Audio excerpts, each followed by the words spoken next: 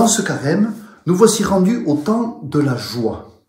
Autant le carême est un chemin dans le désert, donc aride, difficile, long, éprouvant, autant Dieu nous donne maintenant déjà une consolation.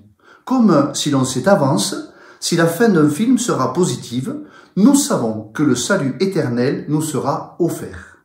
Chantez son nom de tout votre cœur, il est votre sauveur, c'est lui votre Seigneur.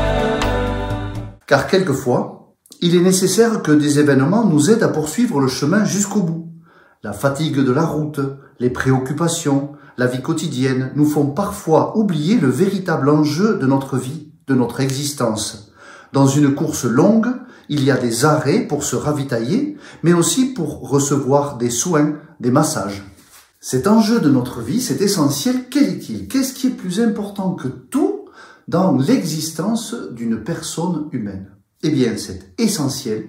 C'est notre joie dans la vie éternelle auprès du Créateur. J'ai cherché le Seigneur, il m'a écouté, il m'a guéri de mes peurs, et enfin je le louerai.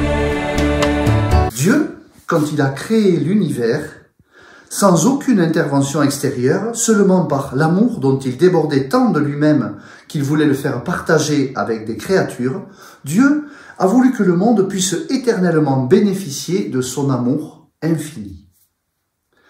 Le mal étant venu, Dieu a fait ce qu'il faut pour que le monde abîmé, corrompu, blessé par la présence du mal et de la mort, reprenne vie par son action à lui, par sa grâce.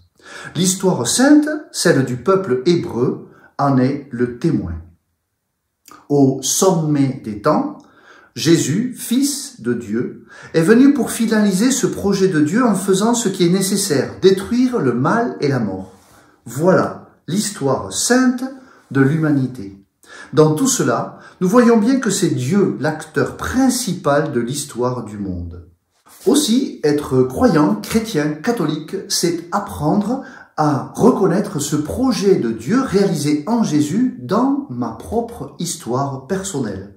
Notre histoire humaine est une progression dans l'apprentissage de ce lien entre Dieu et moi, de cet amour de Dieu envers chaque personne humaine et donc envers moi personnellement.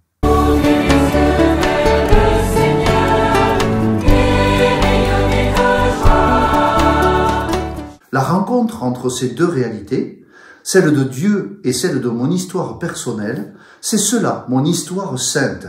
Aussi, ce temps du carême est-il celui où j'apprends, en me privant un peu, à goûter plus et mieux tout ce que je suis.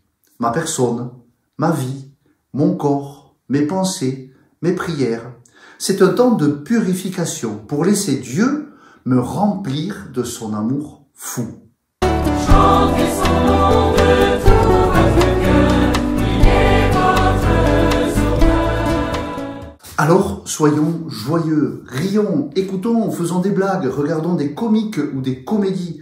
L'humour est un outil qui nécessite de la pratique et de l'entraînement et qui éclaire autrement les vies qui sont les nôtres pour montrer qu'elles sont à la fois plus dérisoires mais aussi plus belles que nous le pensions habituellement.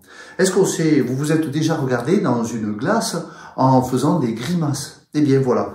Le projet, c'est d'apprendre la joie que Dieu offre dans nos vies et de le faire, quelquefois un peu à nos dépens, mais surtout de faire cela comme un apprentissage.